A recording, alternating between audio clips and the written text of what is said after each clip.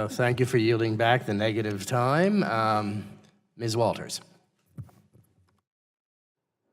Thank you, Mr. Chairman. I'd like to thank the committee for holding this hearing and our witnesses for being here today. I particularly appreciate your expertise since I'm new to the committee and I'm still learning spectrum policy. As other members on the committee have mentioned, spectrum plays an increasingly role in our lives, particularly as consumers use more and more data. Being new to the spectrum issue, I'm interested in hearing your thoughts on a variety of topics. Mr. Bergman, this question is for you. The FCC recently issued a public notice on potential FCC actions to help expedite the deployment of next-generation wireless infrastructure. Does the FCC have the authority it needs to take the steps you believe are necessary to support next-gen networks? And what, if any, steps does Congress need to take to address this?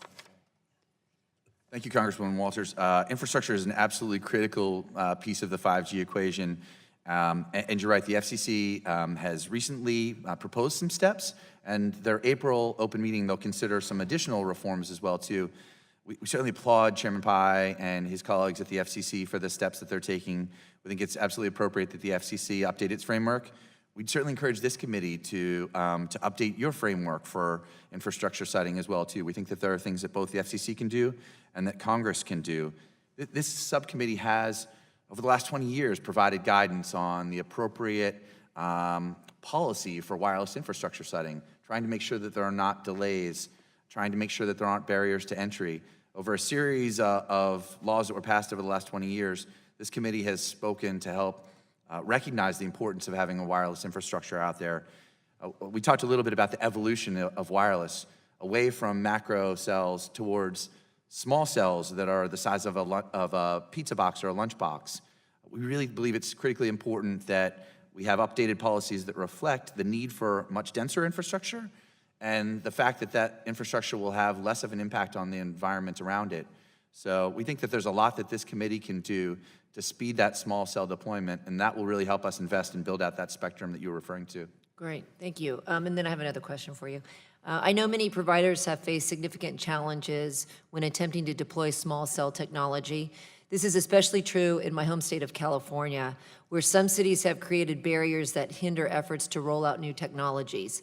You mentioned in your statement that CTIA supports streamlined policies for small cell deployment on federal properties and its support for shot clocks and deemed granted remedies.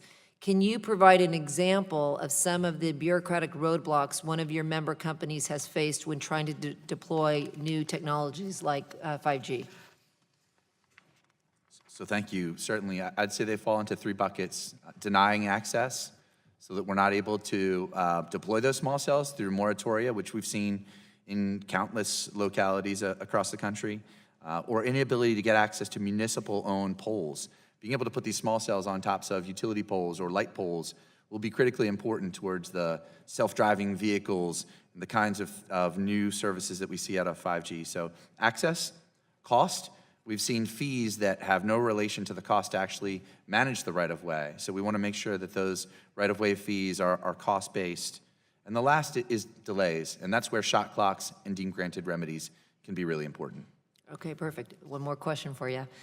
In your testimony, you commented that there are benefits to congressionally mandated spectrum auctions for all parties involved. The wireless industry gets access to new bands to offer better services to consumers, while the government receives some proceeds to send to the Treasury.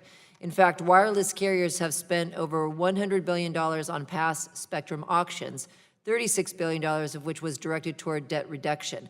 Can that pace continue, or have we seen the height of spending for spectrum? So thank you, Congresswoman. You're absolutely right. Spectrum auctions have been, I think, a tremendous win-win for the U.S. economy and for the Treasury. That spectrum that's been made available, that $100 billion that was spent, helped us get the 4G lead. That's what our companies built out, that $200 billion over the last 7 years.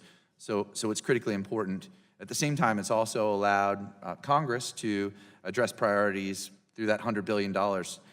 If you look just at the last 2 years, the last two auctions, over $60 billion, funds that were used to pay for the build-out of FirstNet, a public safety network, and also over $36 billion to reduce the deficit.